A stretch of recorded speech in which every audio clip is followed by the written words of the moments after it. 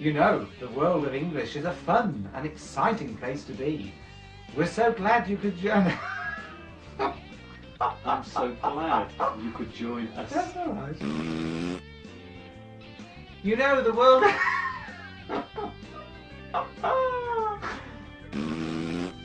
Oh.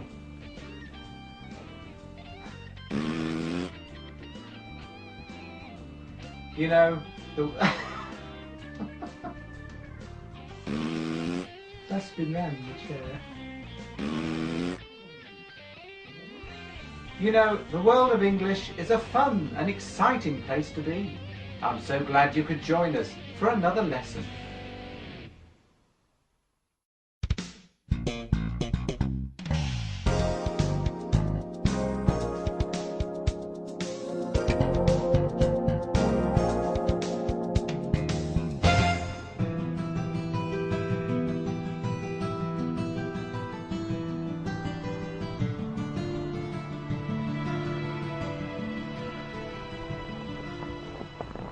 Hi everybody, this is Mr. Duncan in England. How are you today? Are you okay?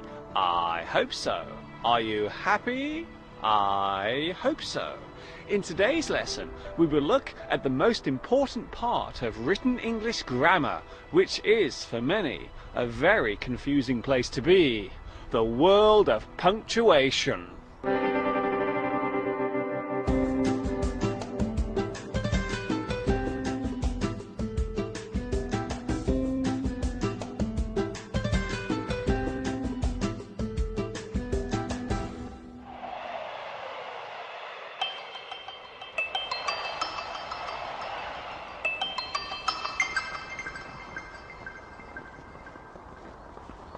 One of the most common complaints about learning English is the constant use of grammatical clauses in almost every sentence that we say.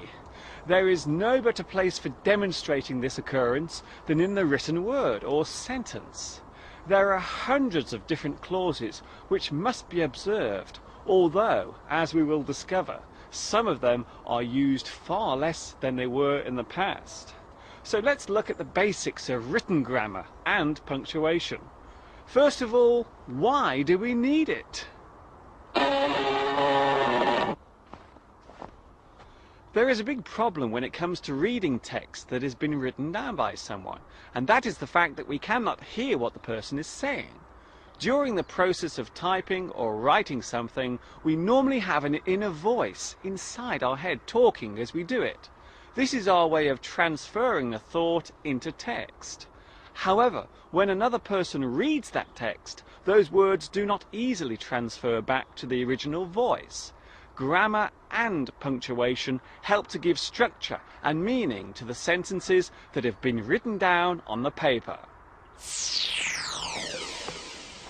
Grammar and punctuation exist in all languages, but the rules can be very different from one to the other. It is always better to simplify the rules of English when beginning the teaching and learning process. This is a common mistake that many teachers of English as a second language make. Making the language complicated can scare students away from learning. Building the levels carefully and not rushing the students into taking on too much information will benefit everyone over time. So today we are looking at punctuation. The most obvious part of this must be the punctuation marks. They are the symbols which are used in all written English. There are many different punctuation marks, and some of them cause a great deal of confusion, even for those of us who speak English as our first language. So let's go through them one by one. So, our first punctuation mark is the apostrophe. The main purpose of the apostrophe is to show a possessive clause. This means you are saying that one thing is owned by or belongs to a particular person, or is directly connected with something else. For example, Paul's new bike was stolen. The apostrophe tells us that the bike belongs to Paul. Today's weather is very bad. In this sentence, the apostrophe connects the day to the weather. The biggest confusion with this particular punctuation mark comes when we use it in a sentence. For example, it's a long way to my home. In this sentence, the apostrophe is used to show a contraction or a shortened form of a sentence. Instead of it is, we say it's. This also applies to that's, that is, theirs, there is, he's, he is, she's, she is, you're, you are, where, we are. However, when we use it in the possessive way, the apostrophe is not used. The bird uses its feathers for flying. When using a group noun, the apostrophe is used.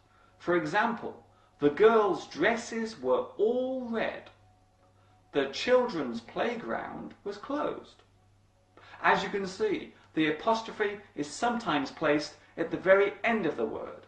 This is only done when the last letter of the word ends with an S. It would be fair to say that the apostrophe is the most confusing of all the punctuation marks. The closed parenthesis brackets are used to show extra or additional information which has been placed in the sentence, such as an alternative word or an explanation. A word can be placed within a sentence to add extra caution or doubt. It was a calm and dry but cloudy day. I went to China in March 2003. I always keep my promises. Not. Hello, Mr. Colon. The colon appears mostly in formal print, where it is used as a way of shortening a sentence, normally replacing a conjunction, such as so. The train was ready to depart. We waved goodbye. Or it is used as an alternative to for example. The rain often falls in the cold season, around November and December. I see you, there you are. The comma is used often in most forms of writing and is probably the second most commonly used form of punctuation mark. The comma serves as a breath of air or a short pause in a sentence. For example, he is on time, as he usually is on a Monday, which is just the way I like it. It is also used when listing more than two items together within a sentence. For example, I need to take a coat, hat, scarf, gloves, and some warm socks with me on my journey.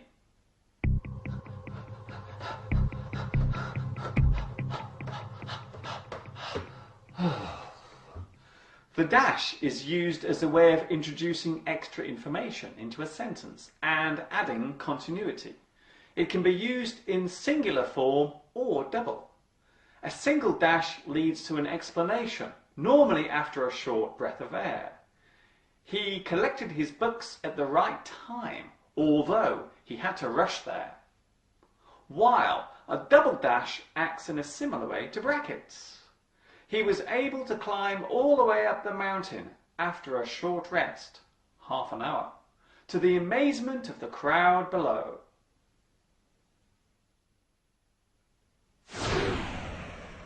The exclamation mark is used at the end of a sentence to show emotional stress. It shows that the sentence is being said loudly or in an angry way, or with regret, or excitement and joy. Hey, come back here! Look out!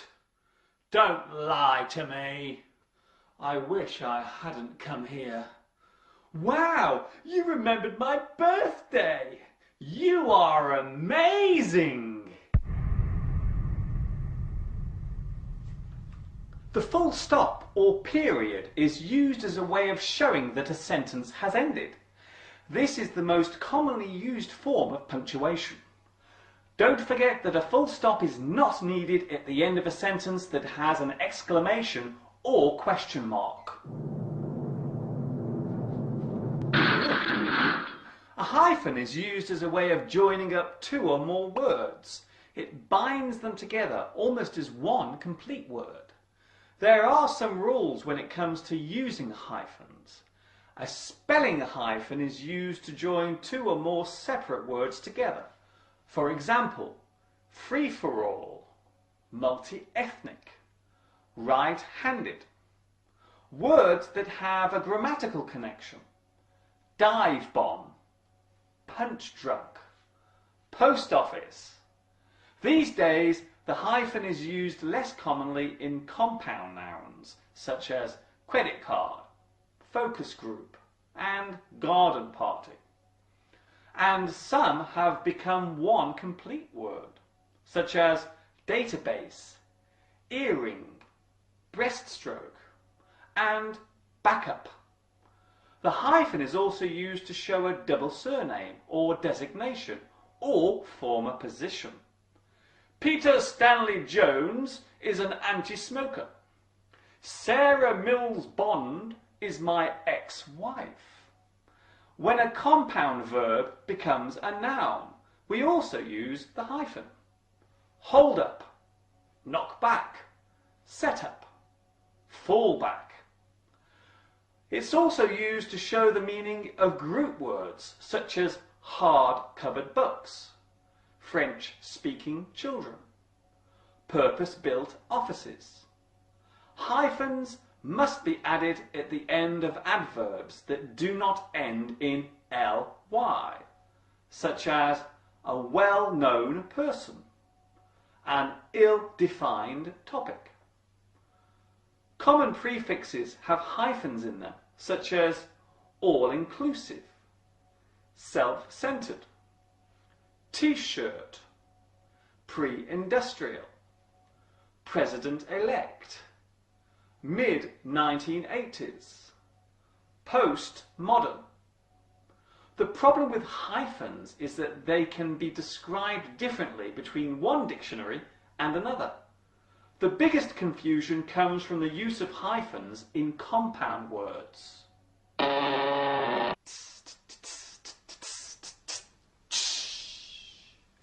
A question mark is used to show an interrogative sentence, a sentence where a question is asked and an answer is generally expected. Can I see you tomorrow? Did you bring my book? Where are you going? We also use the question mark in tag questions at the end of a sentence. We did well, didn't we? They paid you £100. For real? This new hat suits me. Yes? No, we don't like it. That's not very nice. Quotation marks. Quotation marks are used where real speech is being written. If you are writing down the exact words of someone or a sentence that they actually said, you will need quotation marks. There are two types of quotation mark, single and double. The double ones are mainly used in American English, while the single ones are used mostly in British English. A direct speech quote looks like this. Mr. Duncan looked across the classroom and said, "Good morning, everyone." The students then replied, "Good morning, sir," all at the same time. You will notice that in the student's reply, the comma appears within the quotation marks. This shows that the quote has ended and the describing text has come back in. If you are writing a well-known quote or phrase within a sentence, then you should also use quotation marks. I should always follow the rule, once bitten, twice shy, just as my friends have told me. Here you can see that the end comma is placed outside the quotation marks. semicolon is an often overlooked punctuation mark. It is not as strong as a full stop and not as brief as a comma. The semicolon helps to give a sense of flow between two sentences which relate to each other. The walk tired my body. My legs ached all over. This was all he could say, just 2 words. So I began climbing to the summit, uphill all the way.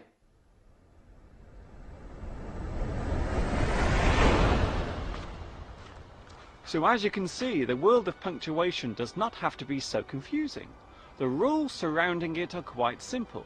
So try to relax when writing and keep a list of all the punctuation marks in your textbook. So if you get stuck, then you can have a quick look, which will help you to remember the rules, and eventually you will not need to keep looking at the list, as it will be all up here in your head.